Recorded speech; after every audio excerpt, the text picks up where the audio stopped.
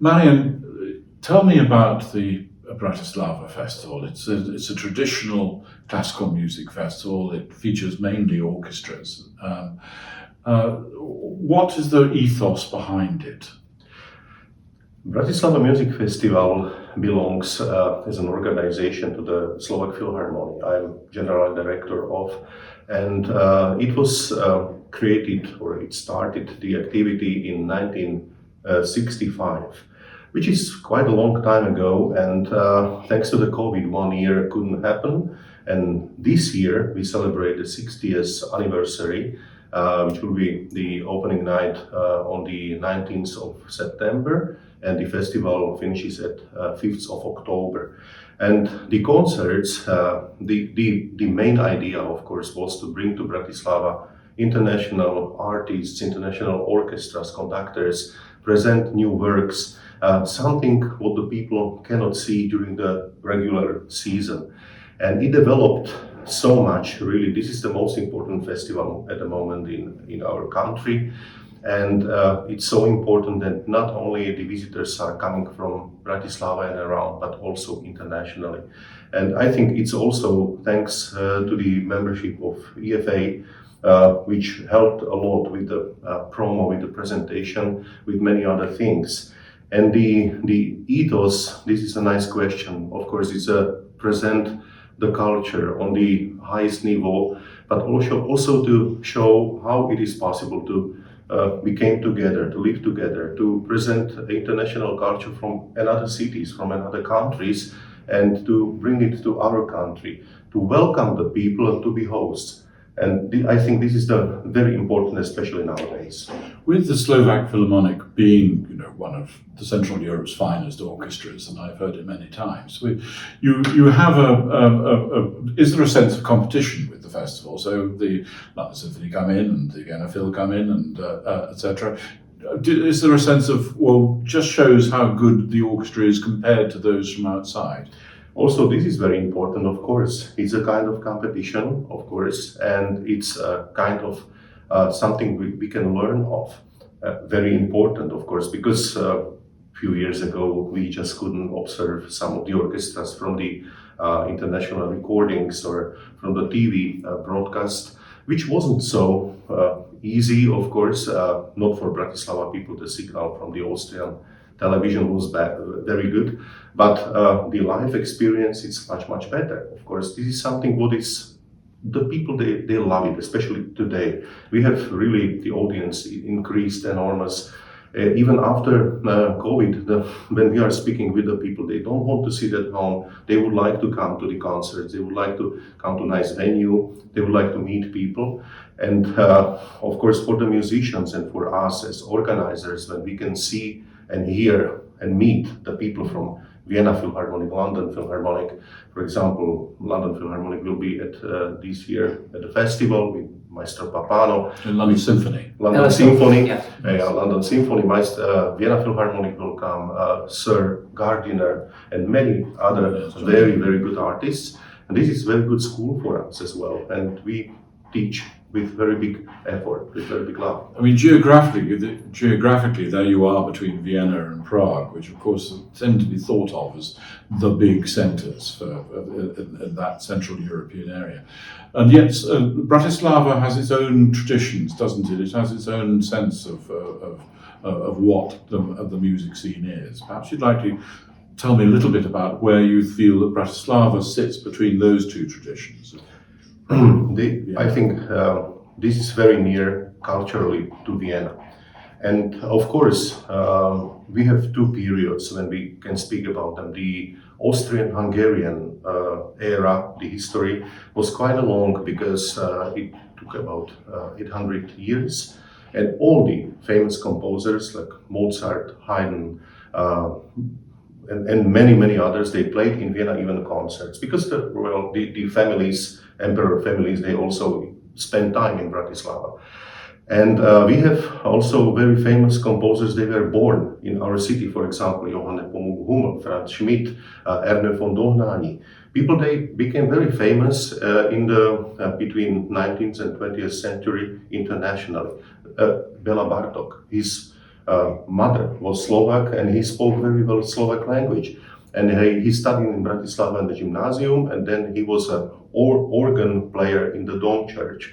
So we have very rich musical history, and thanks to this, it stayed in the DNA of the nation, we can say. And because Vienna is so close, Vienna is about 56 kilometers, which means less than 1 hour you drive to the center of this beautiful city.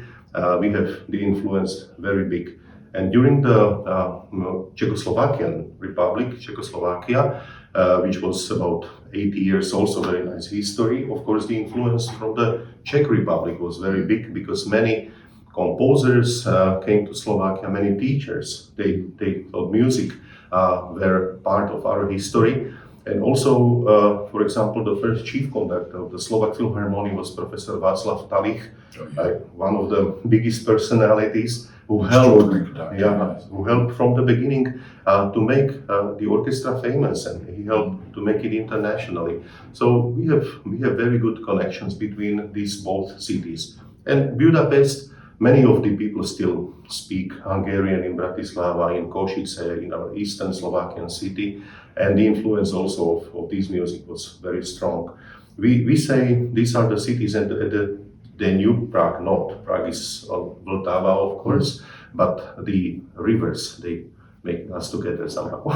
Yes, I was thinking of Kodai's dances of Galanta, because Galanta is now in Slovakia. Yeah, very beautiful. And also, I mean, Vienna Philharmonic always say that Franz Schmidt is their favorite symphonic composer, who they don't get to play very much. In Bratislava. In Bratislava, exactly. So with the composers that you've got around you now, the living composers, who do you think we should be listening out for? We have very nice experience in the last years, especially with very big two personalities I can name immediately. This is Vladimír Godár, who is one of the most famous composers now in Slovakia, who made very big work, not just for orchestras and chamber music, and he helped a lot with reconstructions of old works. For example, composers like Jan Lavoslav Bela and Fikuš Bistri, they are not known so much, but he helped with reconstructions of their work because there existed just very old scores in very bad situation, and it was not possible to play the music well from it. And Vladimír Godár was somebody who really went to the archives, and he made enormous scientific work as well, not just musical. And then it's a woman, Lubica Čekovská. It's a lady in her best age now. She's, I can say, she looks very well. She's 50 years old. And last season, we had 75th anniversary of the Slovak Philharmonic Orchestra, and we commissioned a new work. And she wrote us a symphonic work, 40-something minutes, which was a history of Slovak Philharmonic in notes. And it was so great and was very welcome from the people, and the appreciation also from both sides. The collaboration is great. Vladimír Godár, Lubica Čekovská, Peter Zagar, many other. I just want to go back the other end of time, so to speak. Do you have a good period instrument ensemble in Bratislava? We have two. One is called Solamente Naturali, and it is a chamber orchestra led by Miloš Valent, very good violin player and guy who is very educated in this kind of music. And they played on this kind of instruments. And another is called Musica Eterna, which is older ensemble, and they dedicated their lives and their souls and everything, their effort and interest to the music with ancient instruments. Yes. Juraj, tell me about your role with the festival. I'm the program manager of the Slovak Philharmonic Orchestra, and I'm also the member of the board of the festival. So mainly my concern would be what Slovak Philharmonic will be playing throughout the festival concerts, but still You got the fun job of actually choosing the music. Yes, that's a very nice job, but in the end we are discussing the overall program of the festival. So every year we try to bring the best to the audience, and not only the best kind of playing that can be done by the orchestras, but also to choose the best works to be brought to the audience. And for this year's, our thought was that there is 80th anniversary of the end of World War II, which is something that could be celebrated, but still the thoughts are that we are living in a world that doesn't have cannot be 100% sure what will happen. So we are celebrating the end of World War II, hoping that there won't be any other world war anymore. So we chose for the opening concert of the festival the work Age of Anxiety, the Second Symphony by Leonard Bernstein, because this represents actually what we are living. Of course, he composed it like many decades ago, but still... He composed it when the Vietnam War was just starting. Yeah. So beside that, we commissioned a new work, an overture of the concert that was composed by the Slovak London-based composer Peter Breiner, and it's called Overture with capital V and E in the middle, Victory Day in Europe, and it's based on the song We'll Meet Again. So Vera Lynn's great anthem. Yeah. And in between, we will play the Haydn's Military Symphony. So, we try to combine the ideas of what we are living and what we were living in the past. Interestingly, in the British Parliament in Westminster Hall on VE Day, they're performing the Dvorak Requiem. So there's a link there inevitably. Music from our. Yes.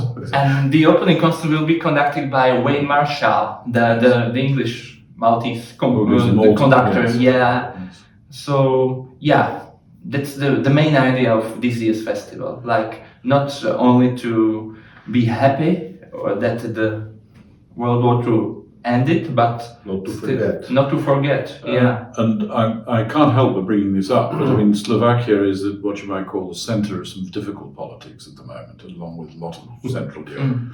And I wondered how much room and space there is in your programming to question some of the political ideas that are going around. I would say that primarily we don't bring these topics up, but we want to let the music speak. So for me, music is some kind of unification element for all the people. So actually, when we mentioned Dvorak, he was a Czech composer in the USA, becoming the director of the conservatoire and educating American composers, and combining traditional Czech music with traditional Afro-American music of the US. So this is also a symbol how music can unite.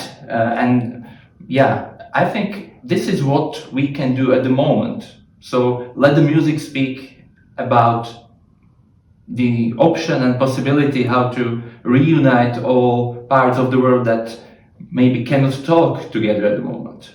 I think that's very important. I mean, something that Penderecki said to me many years ago, which was that with music he felt he had a freedom which he wouldn't have had as a writer at times, which I think is interesting. Marián, just come back to you for a moment and the Slovak Phil.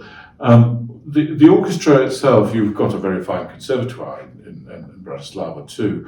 How do you manage that business of bringing younger players into your orchestra from the conservatoire? We try to prepare special programs, not just for students at the conservatoire, but also from the very small childhood. We start with the programs, they are called Philharmonic Kindergarten, which is for the children starting from 4-5 years, and they are sitting at a special things in the hall, and the presentators, they are music scientists. They speak not just about music, about stories, about themes, about, for example, we have, the theme is percussions. And it's absolutely unbelievable what the children can do with the percussions when they get the possibility, the option. And we have string quartet, brass quartet, harp as a theme for fairy tales. And this is very good basic. And these children are coming to the concerts and listening, learning a lot. And then we have bigger audience, older. They are coming like generations, mixed generations with their parents, grandparents. Also, for example, a kind of film music concerts are very educative. We can say, because they are so popular and the people are coming to the concerts, hear something, okay, I know it, this is from this and this movie, and then they are asking for the classical concerts as well. And 2 years ago we started a new idea with the open air concerts in the main square in Bratislava, and when we did it for the first time, it came about 6,500 people. And many of them came to the box office and asked them, well, I've never been to the Slovak Philharmonic, can you advise me something? And they all came also, for example, to the square with children. With picnic basket and having sandwich, sitting there on the square and just listening to the music. And we have very good experience with this kind of presentation, that it's not necessary to tell young people that this and this composer was born in this and this year. Just tell them stories is something what can be very nice and I think very attractive for the young people. And finally, just want to say that you've got your 80th anniversary of VE Day, you've got the 65th anniversary of the festival, you've just had the 75th anniversary of the. What are you going to plan for next year? Don't say everything. Well, bigger and better. Yeah. We are lucky that very good artists are coming to the Bratislava Music Festival as a soloist of the guest orchestras, for example, and we always try to get at least some of them to enrich our concert season. So we always wish that the artists who came to the festival will then come also to the Slovak Philharmonic Orchestra later, and it looks like there will be some success in this way. So some of the artists coming to the festival this year will conduct or perform with the orchestra later. So this is the aim, because not many people know Bratislava. To be honest, many famous artists heard maybe some times about Bratislava as a city close to Vienna, but only after they visit Bratislava, for example, as a soloist or conductor of a big orchestra, they really become to trust that they could come there again. So this is how the festival helps us, and this is what we are trying to do. It was very nice when Zubin Mehta was a few years ago with Vienna Philharmonic at the festival, and after the concert we had a small after party, can we say this was short, and he said that in this hall, I remember very well because I was here 1976, and it was for us such a surprise, 1976. He came then with Chicago Symphony Orchestra, and they were on tour in Czechoslovakia, and first city was of course Prague Spring. And then somebody told them, you have to go also to Bratislava, which he never heard before about, of course. But then they discovered his wife has, I think these are the grandparents. They were born in Eastern Slovakia, and they were interested to visit the place where they were born. And they came, he made a concert, beautiful one, and after quite 50 years, he was still remembering the hall, and he said us that this is one of the most beautiful halls with fantastic acoustic, I still remember. And this was for us such a satisfaction, very beautiful one. And there's another anniversary, it's his 90th birthday this year. Oh, yeah. So there we go. Thank you very much indeed. Thank you very much for the invitation. Thank you.